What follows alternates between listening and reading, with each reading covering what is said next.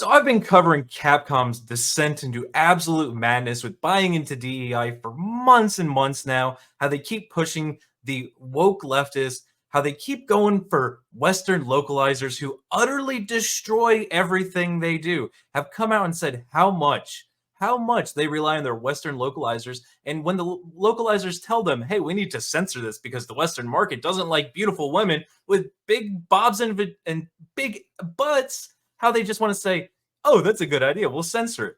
And they can't figure out why. Why? All these companies that do this, absolutely losing all their money. Well, Nintendo's like, we need to hire more people to keep up with the trend. It's almost like you guys are functionally stupid. But here we go. Capcom attempts to run PR for Western localizers, praises in-house team for keeping games culturally sensitive and promoting inclusivity through language and representation. Yeah, just buzzwords.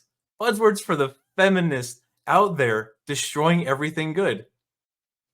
And yet again, throwing their hat into the ongoing discourse surrounding Western localizers, continual disrespecting of Japanese media, rather than committing to ensuring accuracy within their own localization's teamwork, Capcom has instead attempted to put a positive spin on some of the industry's worst practices. Worst practices. They are going with the DEI initiative. They're going with BlackRock, who themselves have said, hey, people figured out who we are. We need to rebrand our company. We need to change what everything's called. They're too slow and can't figure out that they're behind the ball and they're about to bankrupt their own company. Entering the fray on April 11th by the way of a lengthy post published to the official Twitter account of their in-house localization team, the Resident Evil and Mega Man series developer began their PR play by asserting to players localization isn't just about translating words, it's about adapting the game for a global audience. There is no global audience. There is no global audience. You have people who pick your game up because it has something specific about it that they like. If you pander to everybody, that means it's for nobody. It's for nobody.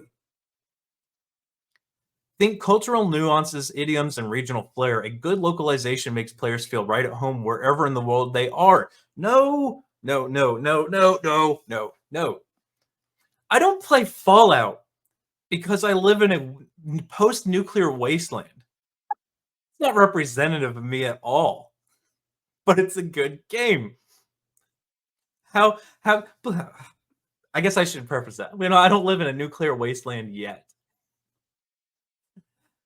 Oh, here we go. What is localization? Embark on a global adventure through the lens of global or game localization beyond mere translation. We're diving into the art of cultural adaptation. Cultural adaptation. Didn't they call that what is it? Fuck, what is it? Appropriation? You're appropriating culture. You're appropriating culture, Capcom. Localization isn't just about translating words, it's about adapting the game for a global audience. I already ran on a rant about that. The importance of context. Lost in translation? Not. Yes, it is. You lost everything in translation. If you changed it from its original wording and what it originally meant, you lost the translation. Preserving the vibe is key. Jokes, references, and even gameplay elements might need a little cultural remix. So you're appropriating culture. I might have to tweet that out. Capcom is appropriating people's cultures. We need to boycott them. Also, if they buy into DEI, boycott them. Hit them from both sides and nobody will buy their game. Bridging the linguistic gap. Well, hold on. Isn't that counterintuitive to what you just said about lost in translation? Guys, it's all backwards speak. It makes no sense. Cultural sensitivity in characters. Character design and development must be culturally sensitive. I'm gonna have to wear a rice hat one day. Just and play some Capcom games.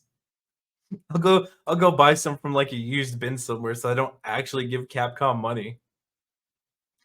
Adapting humor and wit.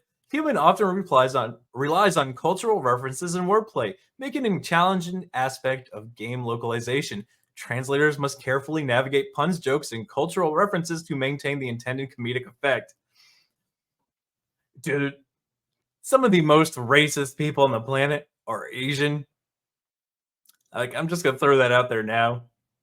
Some of the most, aside from the liberals, like they don't adapt the joke. They change it to what they think is funny, which usually means dumping on men and making women fat. Consistency in terminology. Trying to rewrite the dictionary to mean what they want it to mean so it sounds better for them. That's all this is. Turning to address the complaint that many Western localizers tend to overwrite a given title's Japanese identity in favor of appealing to a larger audience. Capcom then affirmed that, as far as they were concerned, it was more important to preserve the vibe of a game than to provide players with an accurate translation of its original source.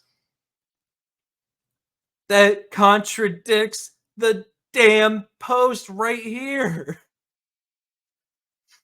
Oh my god.